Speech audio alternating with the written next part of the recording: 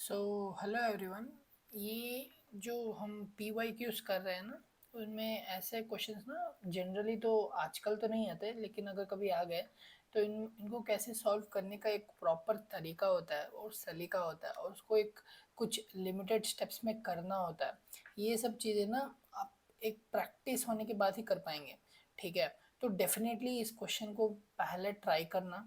ठीक है, उसके बाद जब ना बने तो इस पे आना। ठीक है, और अगर इस पे आ ही गए हो तो इसको 2x में देखो, जल्दी समझो और फिर से एक बार रिवाइज कर लेना। ठीक है, तब ये कॉन्सेप्ट और ये पूरा टॉपिक ही क्लियर हो जाएगा।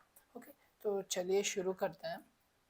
ठीक है, आई मीन या so which one of the following is not logically equivalent to this, मतलब ये बोल रहे हैं कि इनमें से कौन सा जो है वो लॉजिकली इक्वलेंट नहीं है। ठीक है, और हमको ये दिया है। ठीक है, अब क्या भी, अब मैं भी क्वेश्चन पहली बार अटेंड कर रहा हूँ, तो क्या करूँगा ना, इसको पहले एक बार अच्छे से लिख लेते हैं। ठीक है, द ओके क्या लिखा है, नॉट। ठीक है, अच्छे से लिख लेते हैं इसको, इसको एक बार अच्छे से लिख लो। There exist x for all y alpha and for all z beta. ठीक है, इसको अच्छा ये नॉट के साथ लिखा है ना, एक विदाउट नॉट भी लिख लो साथ ही में। ये इसके साथ गया तो ये इसके साथ गया तो फॉर ऑल हो जाएगा, फॉर ऑल एक्स।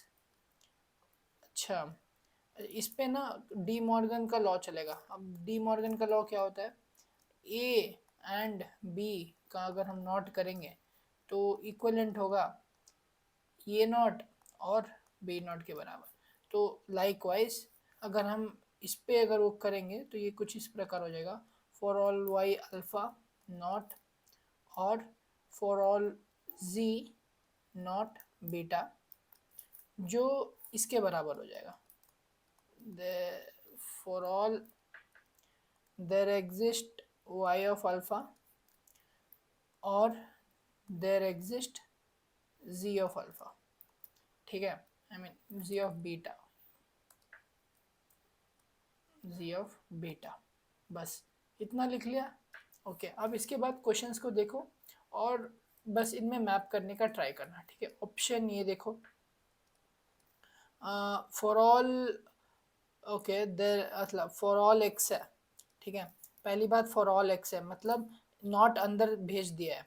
नॉट अंदर भेजने के बाद उन्होंने बताया कि ये कुछ इस प्रकार दिख रहा है।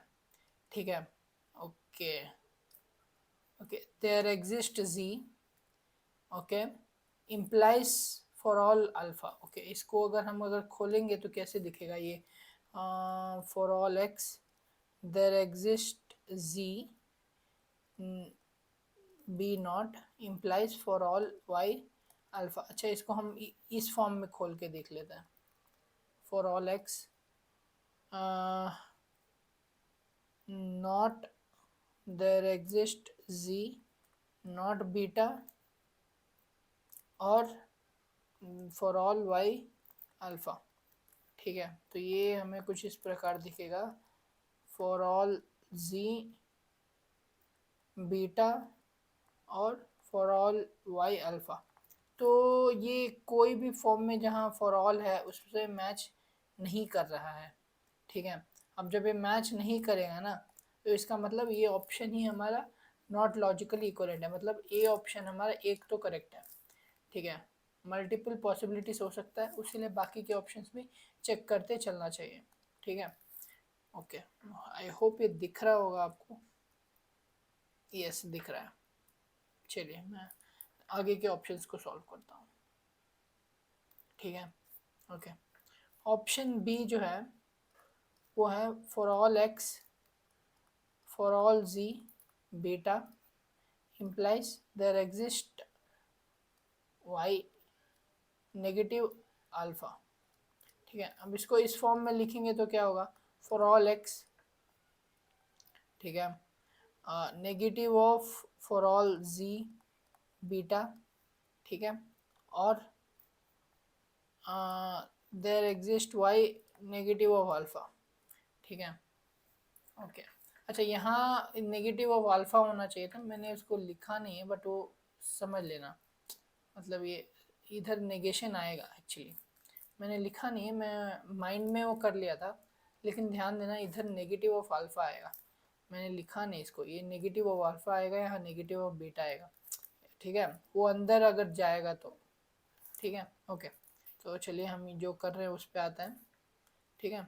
अब इसको अगर हम सॉल्व करेंगे तो हो जाएगा there exist z negative of beta और there exist y negative of alpha, ठीक है, ठीक है। तो ये हमारा ऑप्शन भी सही है, मतलब इट इज़ लॉजिकली इक्विवेलेंट, तो ये हमारा आंसर गलत हो जाएगा, ठीक है।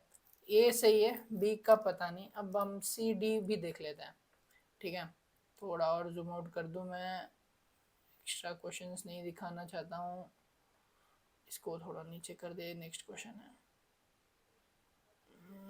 हाँ ओके, ठीक है।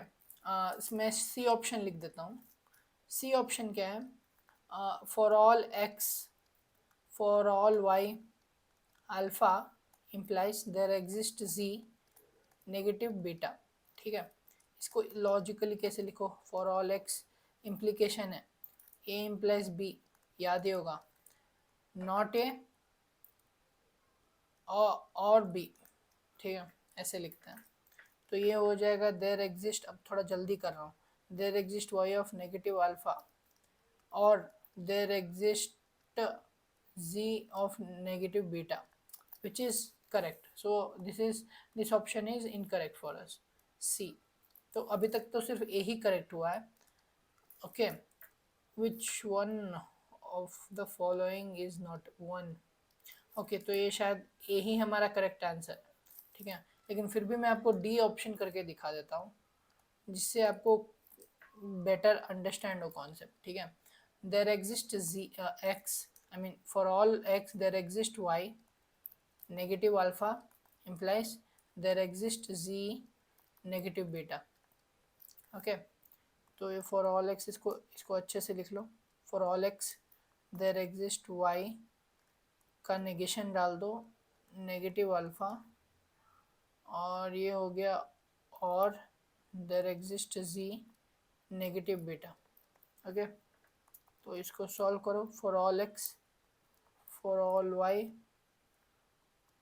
अल्फा और there exist z negative beta, ठीक है। अच्छा, तो इससे हमें पता चल रहा है कि हमारा D option is not logically equivalent, ठीक है। तो इसका आंसर हो गया ए डी, इसका आंसर हो गया option A and option D, ठीक है, बस, ओके। चलो, और भी ऐसे क्वेश्चंस को इन डेप्थ अंडरस्टैंड करने के लिए या सॉल्व करने के लिए इस या और भी कोई कॉन्सेप्ट में जिसमें आप स्ट्रगल कर रहे हो तो कमेंट डाउन कीजिए, और मैं आपको सबका सलूशन बताऊंगा, जितने भी डिस्क्रीट मैथ्स है लॉजिकल के, जितने डिफरेंट टाइप ऑफ क्वेश्चंस आते हैं या जो हो सकते हैं या बन सकते हैं या फ्यूचर में कभी आ सकते हैं, वैसे क्वेश्चंस को भी मैं इस चैनल पे अपलोड कर रहा हूँ। अगर आप मुझे कोई स्पेसिफिक टॉपिक पूछना चाहते हैं कंप्यूटर साइंस से रिलेटेड या कोडिंग से रिलेटेड, या आप चाहते हैं कि मैं आपको कोडिंग सिखाऊं, या आप चाहते हैं कि मैं आपको डिस्क्रीट मैथ सिखाऊं, या और भी कोई OS DBMS वगैरह, तो आप वो भी बताइए। तब तक के लिए बाय बाय।